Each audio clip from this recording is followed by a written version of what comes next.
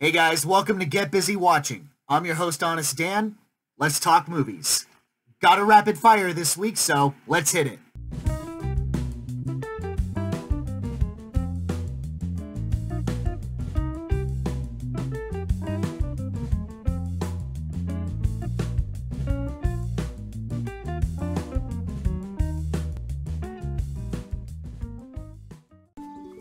I'm working on a novel. It is a story of my life and my sister's. Make it short and spicy. And if the main character is a girl, make sure she's married by the end. Ow, Joe! This is Meg, Amy, Beth, and Joe.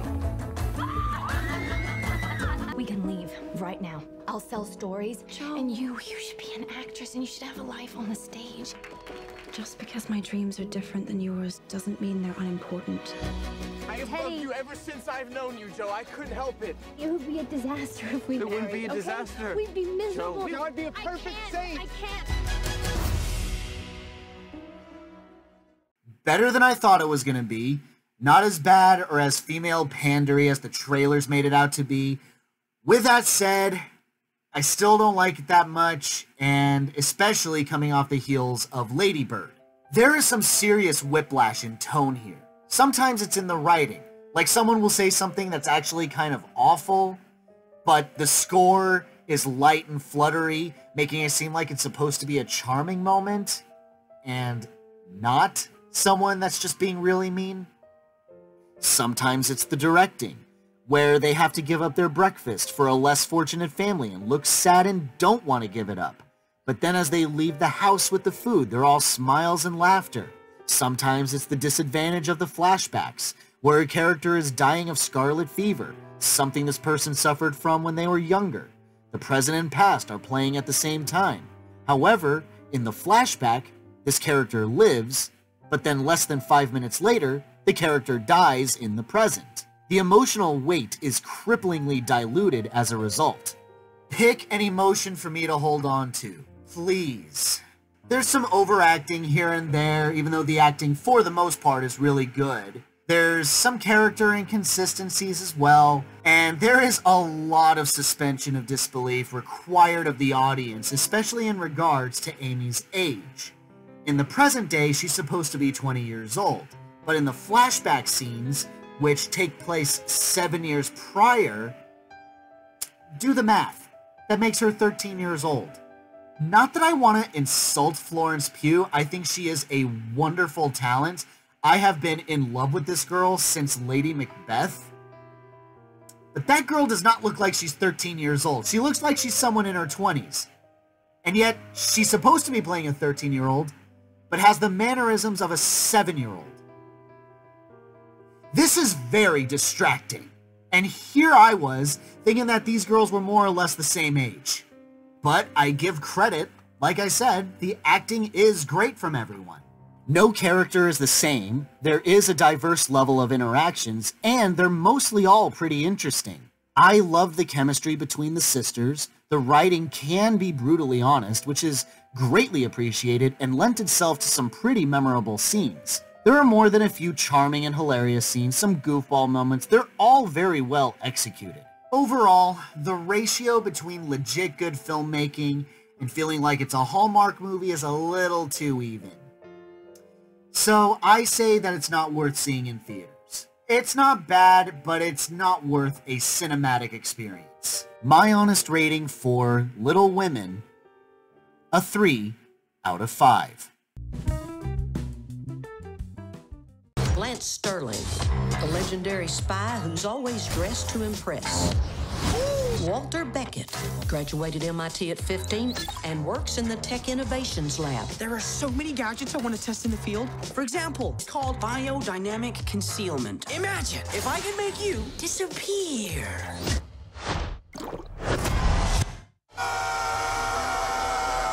Hey, Lance, look at me. Look at you? I can see my butt and your face at the same time. That is so cool. Is mediocrity going to be a theme this weekend? It's okay. It's nothing special. It's not funny, but it's not unbearable. There's more than a few gross-out jokes, though thankfully are mostly confined to a single scene. but that single scene is a royal pain to sit through. The rest of the jokes aren't that funny despite the energy that both Will Smith and Tom Holland provide. I mean, it's one joke. He's a pigeon. How many humorous possibilities were there to begin with? More than often, it's actually kind of annoying because the movie introduces other pigeon characters that don't go away. And even though the main villain has a pretty slick design to him, especially with his robot arm and eye, he's got almost zero character, even though the framework was there to make him pretty great. Like, he has his reasons for wanting Lance dead, but it's relegated to exposition and zero visuals. Such a disappointment. Despite the film's preaching that there's a better way other than to kill people, the main bad guy has a staggeringly high kill count. I mean, for a kid's action movie, but still, I kinda loved that. This movie does go dark a few times, and it does a wonderful job of keeping me awake. A few visuals here and there are pretty funny, and I especially love the opening scene with Walter and his mom. Overall, it's a kid's movie. I'm not the intended demographic. It's not awful, it's not good, it's fine for kids. There's really not much more to it than that. My honest rating for Spies in Disguise, a weak 3 out of 5. You have a brother in the 2nd Battalion. Yes, sir. They're walking into a trap. Your orders are to deliver a message calling off tomorrow morning's attack. If you fail, it will be a massacre. Good luck.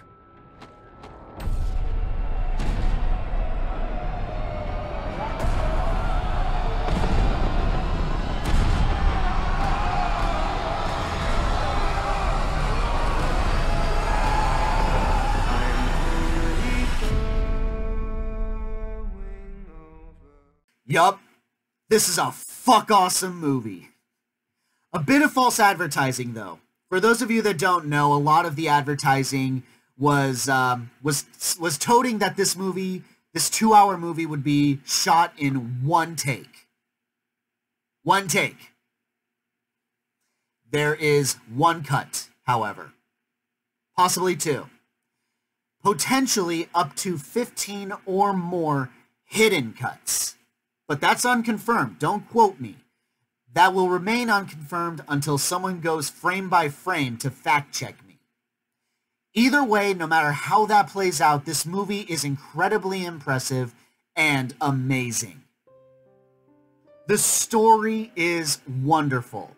Simple, but the stakes are there and are given the proper weight. Even throwing in a brother that needs saving, making it a personal journey for one of our 2 main heroes. Similar to this story, our 2 main characters are simple, not exactly in-depth, but the actors are charismatic enough to carry the flick, so it's all good. Plus, there's some nice cameos by some notable actors. Colin Firth, Mark Strong, and Benedict Cumberbatch all make appearances, so keep your eyes out for them. But let's face it, the true star of the film is the cinematography. Everything is shot gloriously. The very opening of the flick gives you a solid idea of what this movie has in store for you. A simple shot of our heroes sleeping next to a tree, then leave for the trenches, and as we pull back, we see dozens of soldiers. This sort of camera work is consistent throughout, and there's even shots that I haven't the slightest idea how it was accomplished. There's a plane crash scene. I don't know, y'all. That was pure movie magic as far as I'm concerned. If my suspicions of hidden cuts are wrong, then certain sequences are absolutely mind-blowing. Roger Deakins is a living legend, y'all. Never doubt the best. And that about wraps it up. This is a must-see, everyone. Drop what you're doing type shit. Bar none.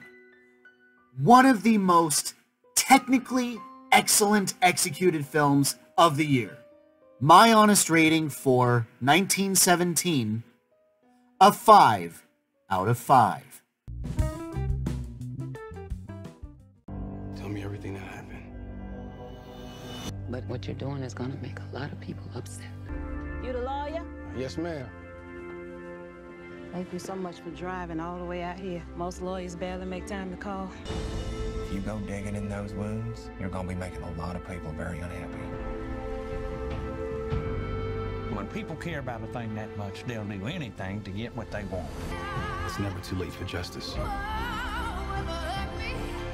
We all need mercy.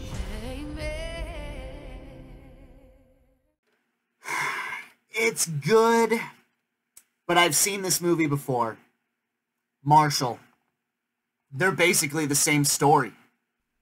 Black lawyer sets out to defend a black man in prison who is framed for a crime that he didn't commit, has a white sidekick who gets threatened for helping the black convict, racist white cops. It basically hits all the same beats. The acting is solid, the writing's nothing special, but it gets the job done. I mean, you get mad. Like I said, it's pretty par of the course for these kinds of movies. As for which one's better, there's really not many differences. It's really just a matter of what you're looking for. Thurgood Marshall is a bit more cocky, with Chadwick Boseman tapping into his inner Tony Stark, whereas Bryan Stevenson is a bit more mild-mannered and proper. The only true leg up that one has over the other is Sam Friedman as the white sidekick. His threats for helping a black convict resulted in him getting assaulted. Ava Ansley just gets a bogus bomb threat over the phone. A pretty watered down threat by comparison, and I wonder if the real Ansley suffered more tangible threats. Overall, not bad. Pretty by the numbers though. It's really not worth rushing out to see in theaters. My recommendation is save it for a rental. My honest rating for Just Mercy, a strong 3 out of 5. How do you keep doing it? I do my job. You want to play as good guys and bad guys. And I'm one of the bad guys. I give these men respect. You can't understand. You can't know what it's like. I am alone. I am going to fight for him right up until the very moment you stick that needle in his arm. God damn it. This was almost perfect, and then it just had to give us details. Okay, so here's what I loved. The acting from, well, everyone. Alfre Woodard is incredible. Aldous Hodge is, oh man, how does this dude not have an Oscar nom under his belt? He's way too talented for this under-the-radar status. Or maybe the indie scene is exactly where he belongs. The point is, this movie made me cry. But what I really think hit home for me was the raw emotions and relatability. The best scene is when Bernadine is explaining the procedure to Anthony Woods, and the reality hits him like a wrecking ball in slow motion. He's quiet, bewildered, in disbelief, tears streaming down his face, not saying a damn word, just seeing the inevitable tear through him. But it doesn't end there. The next scene with Woods, he tries to bash his head into the wall of his cell. It's painful. Made me cringe with every bash. Real talk, this scene is almost the perfect personification of how I feel about death when I think about it too much. Mentally and emotionally anyway.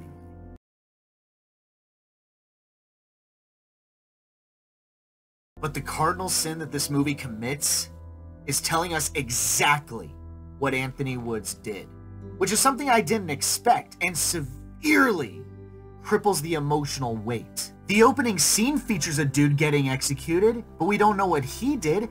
I thought that was going to be the entire point of the movie. It's about the emotions that these characters, that these people face, knowing that the end is coming and they can't do anything about it, as well as the toll it takes on the warden who has to oversee these executions. But no, the movie explicitly tells us that Anthony was robbing a place, he had a partner who had a gun, he's the one who shot the police officer, and that's why Anthony is in jail in the first place. This is impressively both too much information and too little. First off, It doesn't feel like that the evidence is really that stacked against Anthony. So it's like, how is any of the evidence that's presented to the audience holding any water, even within the story? Like, what about the partner? What happened to him? What was his state of mind like? Was he just a psycho? Or was this just a bad situation made worse? What was the cop like? Was this racially fueled? Was the cop just an asshole racist? My point is,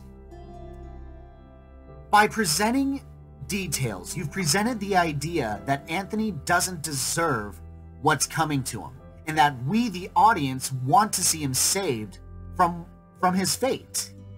Either give us all the details of what he did, or give us none of them. You'd be surprised by the power of ambiguity. I mean, sure, you could tell me that it's a tragedy and sometimes life is a shitty place. But unless your tragedy has something to say, something for us to listen to, something tangible to hold on to, if you don't have any of that, then all you're left with is a downer story that makes you feel like shit, and there's nothing provocative about that. Overall, I wanted to really like this movie, and it hit a lot of like personal notes that I really look for in movies like this. And I like challenging films, but it drops the ball so horribly. And it's only saved by the incredible acting by our two main leads. My honest rating for Clemency, a strong 3 out of 5. Well, everyone, that's it. No more movies for the rest of the year. So, I'm going to be hopping on board the bandwagon of compiling my top 10 and bottom 10 movies that I've seen all throughout the year. So keep an eye out for that video. Until then, thanks so much for watching. I really appreciate it. Have a great day. See you in 2020.